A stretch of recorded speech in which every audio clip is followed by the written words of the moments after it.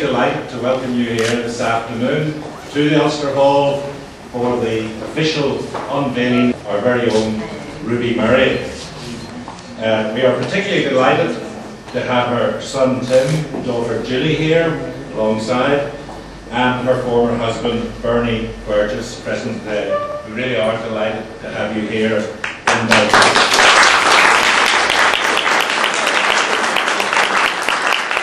Of course, Ruby was born off the Donegal Road in Burn Street, not very far from here, the Ulster Hall, where she began her career at the very early age of 12. And she was resident singer on BBC's television programme Quite Contrary. And then, of course, she went on to become one of the most popular singers in the UK, indeed in the world, during the early 50s. And I think we all remember with fond affection one of her famous songs, of course, Softly, Softly, which reached #1 in 1955. And of course she went on to hold records which I don't think have been surpassed in the Guinness Book of Theatrical Records, when she had 5 singles in the top 20 at the same time. And indeed, during that year, it was an extraordinary. She had 1 single in the charts continuously for 52 weeks. And I think it's a record that hasn't been beaten even by the Beatles and Madonna.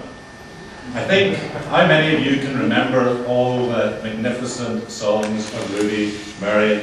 Things like Happy Days and Lonely Nights, Let Me Go, Lover, Goodbye, Jimmy, Goodbye, and You Are My First Love, and of course, Mr. Wonderful.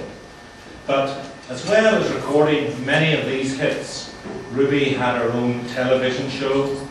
She did indeed star at the London Palladium in Painting a Town with Norman Wisdom, and she appeared at the Royal Command performance. And it's sad today to think that today would have been Ruby's 71st birthday. And I think it's marvellous that the plaque to her memory is being placed here outside in the Ulster Hall, where indeed she topped the bill at some variety performances when she was still a young teenager. So I'd like to thank you all very much for coming today. I know that Ruby's memory will live on for a very, very long time here in her hometown of Belfast. I'm delighted so many people from all over the world have come along to remember one of Belfast's greatest singers. And thank you all very much.